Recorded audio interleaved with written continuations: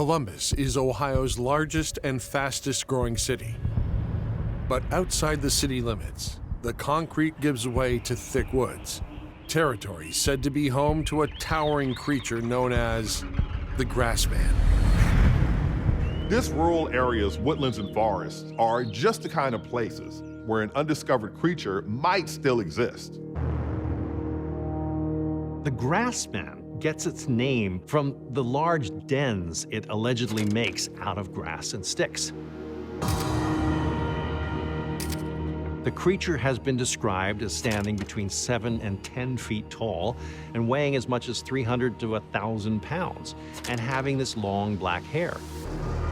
Many people believe the Grassman is this subspecies of the Bigfoot family in Ohio.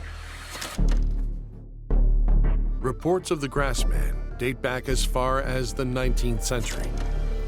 One of the first accounts describing the Grassman is from an Ohio newspaper from July 22nd, 1869.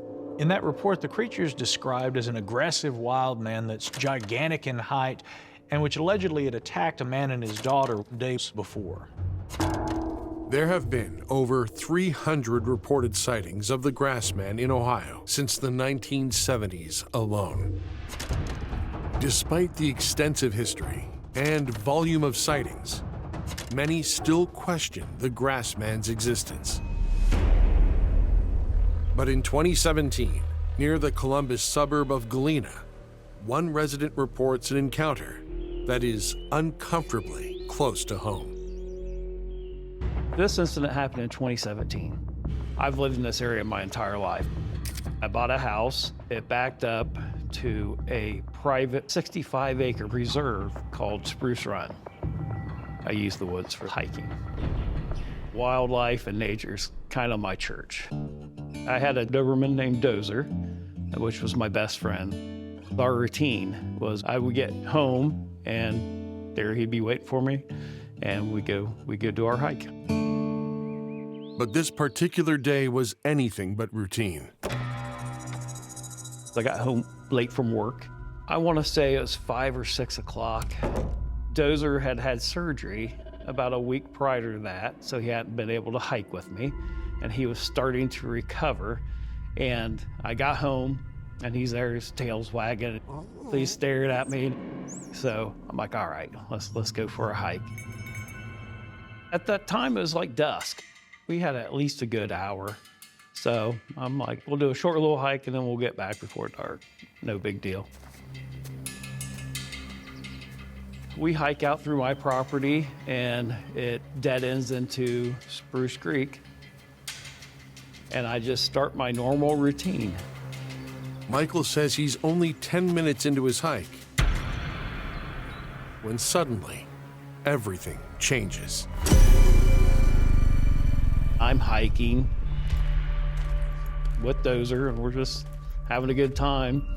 And I just happened to look up and there's a little clearing on this ridge and I see this thing come out. It was hairy.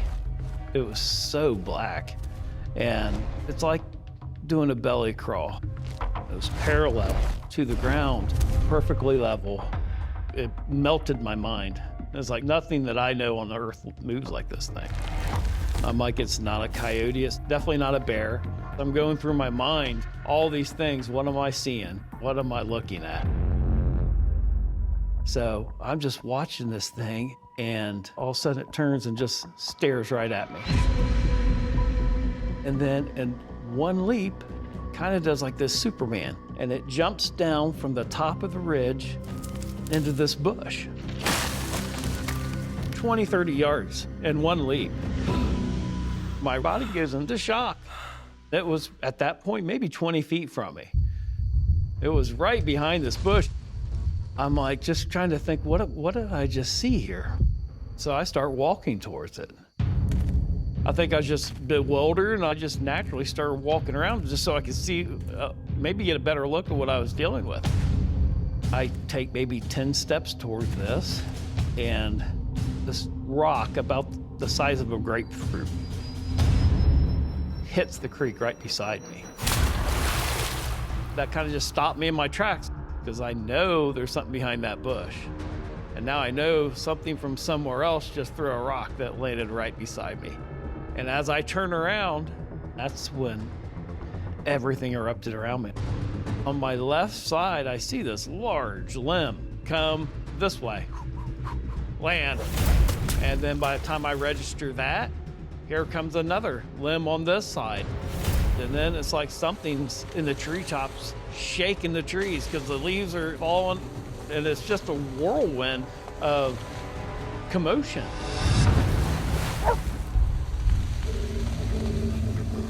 So I'm believing at this time that I'm being surrounded. I felt defeated at that point. Felt like I'd walked into a trap, and now I was in their world.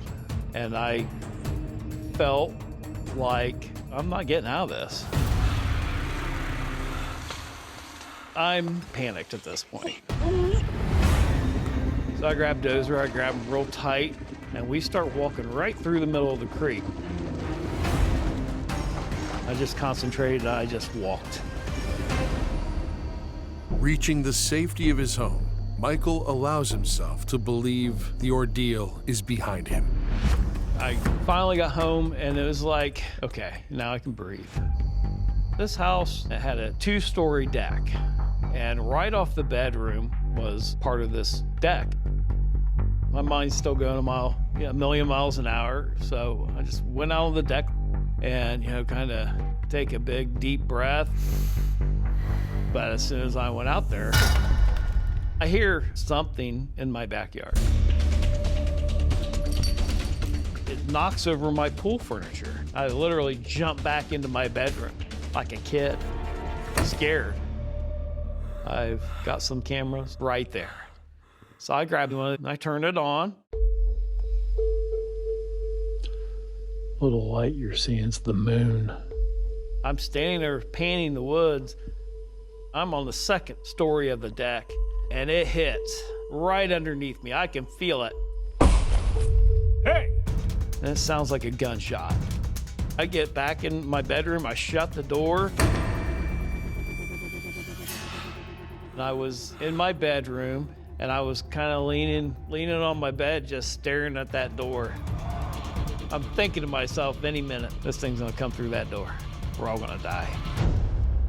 With no escape possible, Michael remains trapped in his home for the rest of the night. The next day, I get up, and the first thing I kind of look outside, slowly open the door.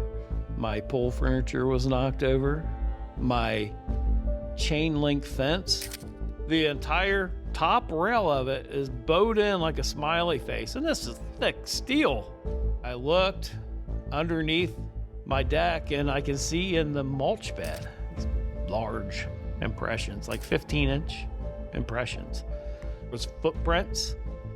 I had a handprint about like this on the back of my deck. So I'm just piecing everything together and looking around like wow. In the months after his experience, Michael continues to investigate the area with a friend, and even captures this thermal image of what he believes to be the same creature. This changed the way I feel about the woods. Nature is still my church. I just know that sometimes bad things can happen, even at church.